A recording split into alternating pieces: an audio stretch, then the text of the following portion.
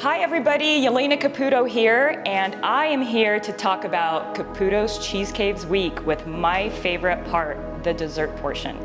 So what I have in front of you here are some of my favorite pairings that I found here in my own kitchen doing a little bit of R&D. So join me as I start right here with, actually I have to say, sorry guys, this is my favorite pairing of them all. This right here features Mesa Tome that we age in our caves after we get these fresh, beautiful wheels from Randy in Caneville, Utah. And after they've had that beautiful cave rind developed, we cut it into this beautiful little piece and skewer it, just like a garnish, just like you would see on a cocktail. But this time we're pairing it with a liqueur. This liqueur here is chartreuse. Chartreuse is a cult favorite. It's got that beautiful green color, and that's because it's made up of 130 plus different herbs, botanicals, and it's a secret recipe that's been handed down by Carthusian monks from the 1600s. You kind of can't beat that. And these two together, the herbaceous, vibrant, sweet, but composed and really controlled and dialed in combination tends to be my favorite. Hope you enjoy. Moving on, I would like to introduce you to one of my all-time favorite pairings that we have found and discovered in the Caputo's kitchen, which is Ossau-Iraty, which is the sheep's milk cheese from the Basque region of France. And in this case, we're pairing it with another cult favorite, Benedictine.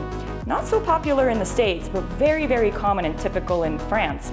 In France, you will commonly consume cheese at the end of your meal, actually after the dessert course. And so this is one of my favorite ways to eat my cheese and get a little bit of that sweet beverage at the end to end my meal. And in this case, we've paired it with another house favorite, a Luxardo cherry. And just like that, I've combined a chunk of cheese and a cherry and garnished my Benedictine. Here we have one of my favorite ways to end a meal, and that is with a little glass of Amaro at the end of a heavy meal to help me digest and calm things down, but I couldn't do it without this trusted cheese from Italy, Taleggio. This pairing right here is the most beautiful way to combine the funky, creamy, delicate inside paste of the cheese, but on the outside it's got a really crystalline, almost crunchy texture of the rind, which you absolutely do want to enjoy and savor. And that is what I've done here. I've included the rind on my little garnish, and together with the chinar and the herbaceous and rather savory notes from the artichoke, this goes really lovely together. So you have sweetness and a little vegetal, beautiful pairing from Italy. Last but definitely not least is our scotch pairing. So many of us enjoy a little glass of scotch at the end of the night. For me, I often find that I would like to either add a little ice or some other kind of agent to help me mellow things down in my scotch. If you're the same, then try one of our little tricks here.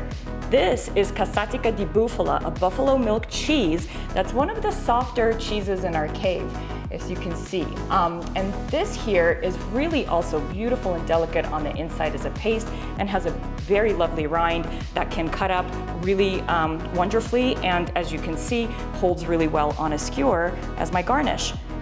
The scotch, the smokiness paired with the delicate paste of this creamy cheese makes for a really sweet combination and is really easy on the palate.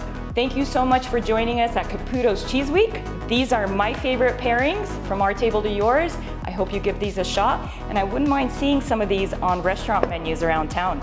Thank you for joining us.